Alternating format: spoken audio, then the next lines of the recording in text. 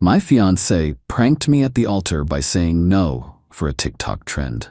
The officiant stopped the ceremony. I took the microphone, announced "Joke's on you," and invited the guests to enjoy the party as a singles mixer. She was crying outside while we ate her cake. I, 31 male, still can't believe I'm writing this.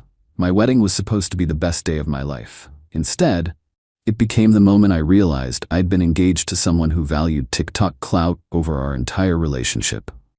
Quick background. My fiancé, 29, and I had been together for 4 years, engaged for 18 months. We'd built what I thought was a solid foundation. Similar life goals, compatible families, mostly good communication. Or so I thought. She'd always been into social media, Instagram, TikTok, the whole 9 yards. Had about 15K followers, nothing crazy but enough that she took it seriously.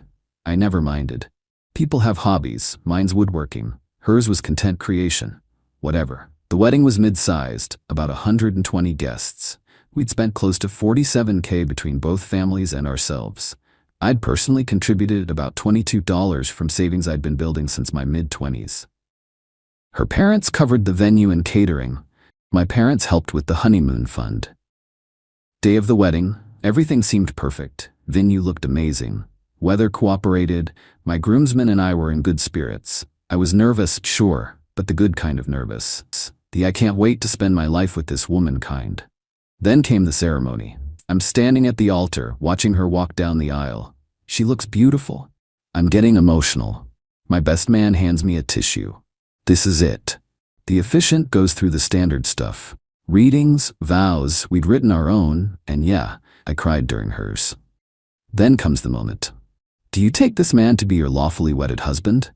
She pauses, looks at me, looks at someone in the crowd. Then, with this weird smile, says, no. Dead. Silence. My brain literally short-circuited. I'm standing there thinking I misheard. The officiant looks confused, asks her to repeat. I said no. She's now giggling. Actually giggling. I follow her eyeline to the crowd. Her maid of honor is standing in the front row with her phone out, recording. Her bridesmaid next to her is also recording. That's when it clicked. This was for content. She was humiliating me at our wedding for a TikTok trend. The officiant, bless him, was an older gentleman who clearly had zero patience for this. He closed his book, looked at both of us, and said, "Ma'am, if you're not prepared to take this seriously, I cannot continue the ceremony." She started backpedaling immediately. Wait, no, it was just a joke. I was going to say yes, it's a thing, look it up, it's funny. But the officiant was already stepping back. The sanctity of marriage is not a joke. I will not be part of this. She's now turning red, looking at me with this "help me fix this" expression. Like I was supposed to smooth it over. Something in me just shifted. 3 years of ignoring her need for validation. 18 months of wedding planning where everything had to be aesthetic for the gram. The time she made me reshoot our engagement photos 6 times because the lighting wasn't right. It all crystallized in that moment. I looked at her, looked at the crowd, saw my mom's confused face, my dad looking concerned, her parents looking mortified. Then I walked over to the DJ booth and took the microphone. Hey everyone. So, apparently that was a TikTok prank. My bride decided our wedding was the perfect venue for content creation. Murmurs in the crowd. Her maid of honor has lowered her phone, looking nervous. Since the ceremony's been called off, I'd like to invite everyone to stay, enjoy the open bar, and consider this a singles mixer. The food's paid for, the venue's booked, and I'm not letting 47K worth of celebration go to waste. I looked at my now former fiancé. You wanted viral content? There you go. Her face went from red to white. She tried to grab the mic from me, but I stepped back. Enjoy the party, everyone. DJ, play something fun. The next few minutes were chaos. She was screaming at me, calling me dramatic, saying I ruined everything. Her maid of honor tried to calm her down, while simultaneously still holding her phone. Priorities, I guess. My best man and groomsmen closed ranks around me. My mom was already at the bar, ordering what I later learned was 3 shots of whiskey. Her parents approached me, looking shell-shocked. Her dad actually apologized to me. Her mom just stood there with her mouth open. Eventually, venue security escorted her out after she tried to unplug the DJ equipment. She was crying on the steps outside while 120 guests ate appetizers and hit the dance floor. The cake, the 3-tier, $1,200 fondant masterpiece she'd spent weeks designing, we cut it anyway. My best man made a toast to dodging bullets, and honestly, it was the best cake I've ever tasted. Update 1 week later. So the aftermath has been interesting. First, the TikTok thing. Her maid of honor actually posted the video. Not the whole thing, just the prank part, cutting off before my microphone moment. Titled it something like "Wedding Prank Gone Wrong" with a laughing emoji. It got about 50K views before someone who was actually at the wedding commented with the full context. Then other guests started chiming in. The narrative flipped fast. Comments went from "lol queen" to "wait, she actually ruined her own wedding for clout?" The video got deleted within 48 hours, but screenshots live forever. Her family's response has been predictable entitlement. Her mom called me Tuesday. I shouldn't have answered, but I was curious. You owe my daughter an apology, and frankly, you owe us money. Excuse me? The venue, the catering, all of it. You humiliated her in front of everyone. She's devastated. She can't even leave the house. Your daughter said no at the altar for a social media video. It was a joke. You were supposed to laugh and then she'd say yes. Everyone does it. The officiant didn't think it was a joke. He refused to continue. So you should have found another officiant. Instead, you turned our daughter's wedding into some kind of revenge party. It wasn't revenge. It was salvaging an expensive event after your daughter torpedoed it. We'll be consulting with a lawyer about recovering our costs. Good luck with that. I'd love to see that court filing. Your Honor, my daughter pranked her groom and he threw a party. She hung up on me. Then came the apology from my former fiancée. And I use quotes because it was the most non-apology I've ever received. She showed up at my apartment Saturday morning. I only opened the door because she said she wanted to return some of my stuff she still had. She looked rough, clearly hadn't been sleeping. I almost felt bad. Almost. Can we talk? About what? Us, the wedding, everything. There's no us. You made that clear when you said no at the altar. I was going to say yes. It was literally a 2-second joke. That resulted in the officiant refusing to marry us and me being publicly humiliated. You were humiliated? I was crying outside my own wedding while you partied. Actions have consequences. She started crying then. I can't believe you're doing this. 4 years together and you just throw it all away over a joke. You threw it away. I just responded. Everyone makes mistakes. This wasn't a mistake. It was a choice. You chose content over our marriage before it even started. She tried a different tactic then. The manipulation playbook came out. My therapist says I have anxiety around commitment. The prank was my way of coping. I was nervous. You should understand that. I was nervous too. I didn't say no at the altar and have my friends record it. So that's it? You're really not going to work through this with me? There's nothing to work through. You showed me exactly who you are. Believe people when they do that. She left shortly after, but not before telling me I was emotionally unavailable and incapable of forgiveness. Her car was barely out of the parking lot before she posted a story about when the person you love abandons you in your lowest moment. The entitlement is genuinely staggering. Financial stuff. I'm in the process of trying to recover what I can. The venue had a no-refund policy, but the manager felt bad enough about the situation that they're giving me a credit for a future event. Lol. Catering is gone. DJ actually refused payment entirely after witnessing everything. Absolute legend. Photographer sent me all the photos up until the ceremony stopped free of charge, with a note saying, "For the memories you might actually want." My family's been supportive. My dad told me he knew something was off about her, but you seemed happy, so I kept my mouth shut. Mom's been bringing over casseroles like someone died. In a way, I guess something did. Her friends have been blowing up my phone. The maid of honor sent me a DM calling me cruel and saying I need to understand that content creation is her passion, and you should support that. I support passion. I don't support being the butt of a joke at my own wedding. Blocked most of them. But this isn't over. Her family is apparently serious about the lawyer thing. Update 2. 3 weeks later. The lawyer situation turned into actual drama. Got a letter from her family's attorney last week. They're demanding I reimburse them for $18,000, their contribution to the wedding. The argument? I intentionally caused emotional distress and converted the event for personal benefit. My cousin is a paralegal and she literally laughed when I showed her. They're basically suing you for not crying in a corner after their daughter humiliated you. I got my own consultation with an actual attorney.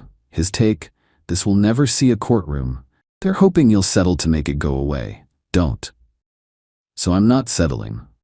Sent back a response via my lawyer that included 1. Video evidence from multiple guests, showing the bride refusing to complete the ceremony.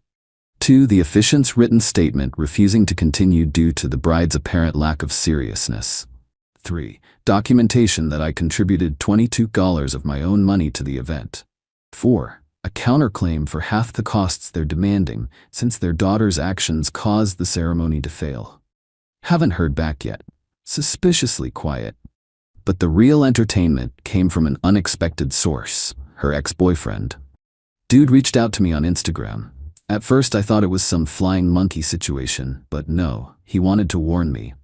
Hey man, saw what happened. Just wanted to say I'm sorry. She did something similar to me at my birthday party once.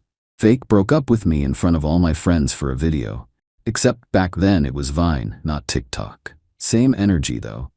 We ended up talking for like an hour. Apparently she has a pattern. Everything in the relationship becomes content fodder.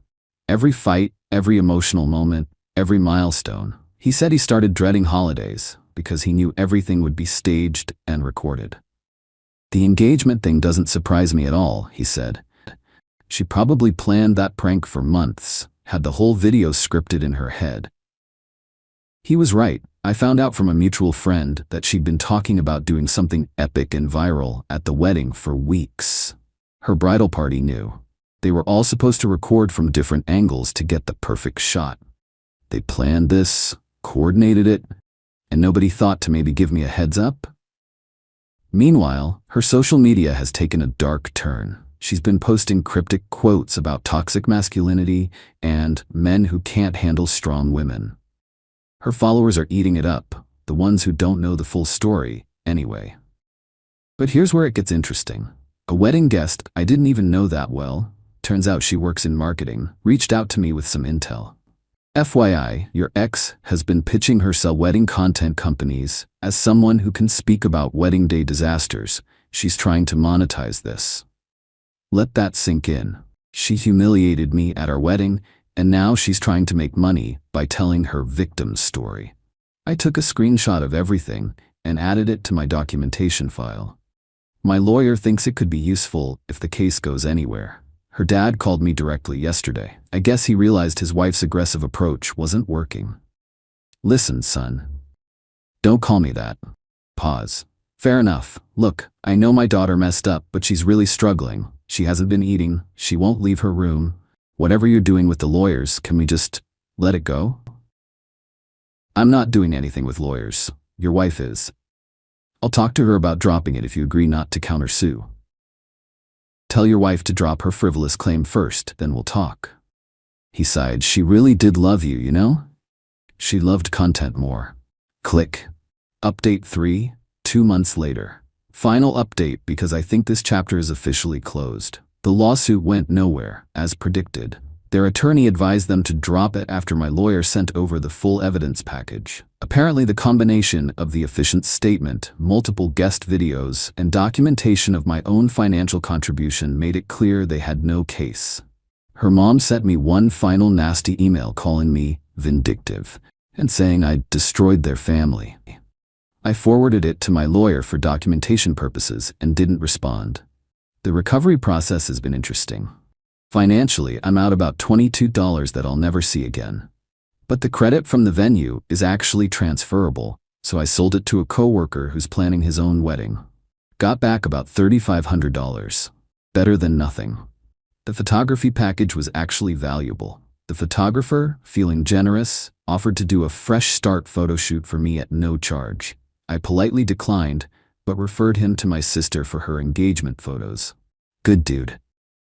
But here's the resolution that actually felt like justice. Remember the marketing woman who told me about my ex pitching herself to wedding content companies? She connected me with someone she knew at a wedding industry podcast. They'd heard about the incident and wanted both sides. I agreed to a phone interview on the condition I could review my quotes before publication. They were fair. Asked straightforward questions about what happened, how I felt, what I'd do differently. The episode aired last month, titled something like, "When Wedding Pranks Go Wrong, A Groom's Perspective." They reached out to my ex for her side. She agreed initially, but then backed out when she learned I'd already participated. The podcast got decent traction. Not viral, but enough that it showed up in the results when you Googled her name, with wedding. 2 weeks after it aired, I got a text from her brother, who I'd always gotten along with. "Just wanted to let you know the wedding content thing fell through. Companies saw the podcast and the full video context. Nobody wants to work with her now. She's pretty devastated, but honestly, man, she brought this on herself. No hard feelings on my end. Good luck with everything." I thanked him and wished him well. He's not responsible for his sister's choices. As for her social media career, checked out of curiosity last week, her follower count dropped by about 4K. She's pivoted to mental health content now. Lots of posts about healing from narcissistic relationships and surviving emotional abuse. No self-awareness whatsoever. Her maid of honor unfollowed me, but also unfollowed her. Guess the friendship didn't survive being associated with the disaster. The ex-boyfriend who reached out, we actually grabbed beers last month. Compared notes, had some dark laughs. He's engaged now to someone completely offline. She doesn't even have Instagram, he told me. It's refreshing. Me? I'm doing okay. Not great, but okay. Therapy's been helpful. The trust issues are real, and I'm working through them. Dating feels impossible right now, and I'm not rushing it. My apartment's been redecorated, got rid of everything that reminded me of her. My best man helped me build a new coffee table from scratch. First woodworking project I've completed in months. It's not perfect, but it's mine. The wedding ring is sitting in a drawer. Haven't decided what to do with it yet. Selling it feels weird. Keeping it feels weirder. Maybe I'll melt it down into something else. Start fresh. Last thing. She tried to reach out one more time, about 3 weeks ago, a long email to my personal account. She apologized, sort of, explained her anxiety issues again, and asked if we could meet for coffee and talk like adults. I didn't respond. Some bridges aren't worth rebuilding, some aren't even worth looking at. What I learned from all this, pay attention to the patterns. The need for validation, the constant documentation of everything, the way every moment had to be content-worthy.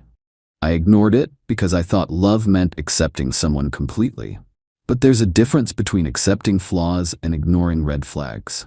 She chose a 2-second video over our future. That tells you everything about what she valued. And me? I chose myself, finally. The party was petty, sure, but it was also the first time in 4 years I stopped catering to her needs and did what I wanted. The cake was delicious, by the way.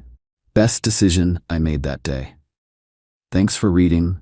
Time to close this chapter and move forward.